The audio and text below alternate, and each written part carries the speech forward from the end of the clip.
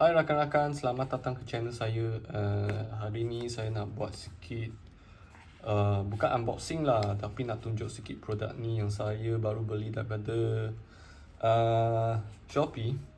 Selepas diskaun, benda ni harga dia dekat RM10 lah.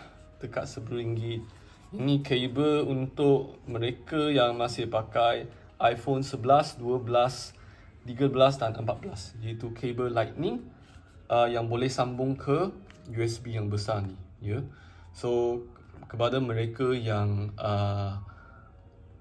dah hilang charger asalan iPhone, kalau ada charger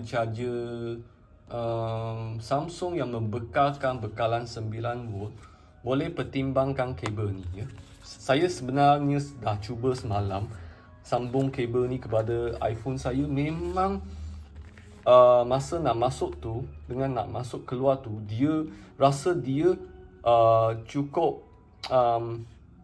nak cakap tegang lah, tapi fit lah. Dia memang fit, masuk fit, keluar fit. Dia tak terlalu ketat, tak terlalu longgar.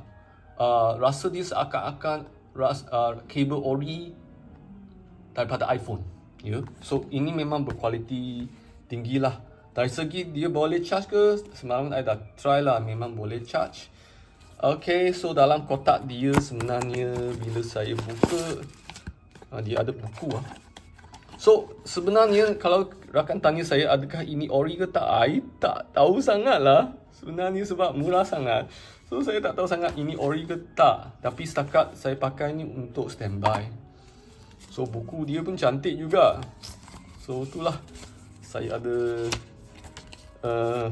sikit kemuskiran lah sama ada ori ke tak. Tapi untuk saya nak dapatkan kabel ni sebagai standby saja, sebab kadang-kala saya mungkin terletak kabel saya, atau saya simpan kabel saya di rumah. So masa saya pergi office tu, tiba-tiba handphone tak cukup bateri, saya boleh gunakan kabel ni. So kabel ni saya letak dalam bag laptop saya, ya. Dia kalau setakat tengok kualiti kabel dia braided lah.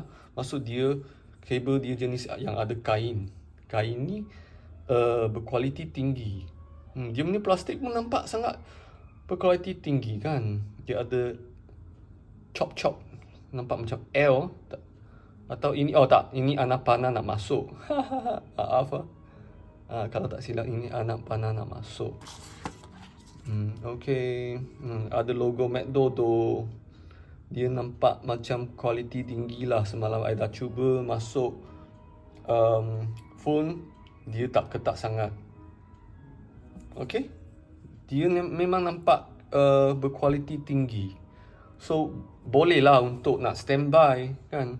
So saya sarankan kalau rakan-rakan nak beli kabel untuk standby, setakat untuk nak chargekan sekejap saja, supaya iPhone kita cukup bateri untuk kegunaan sementara, bolehlah pertimbangkan kabel ni.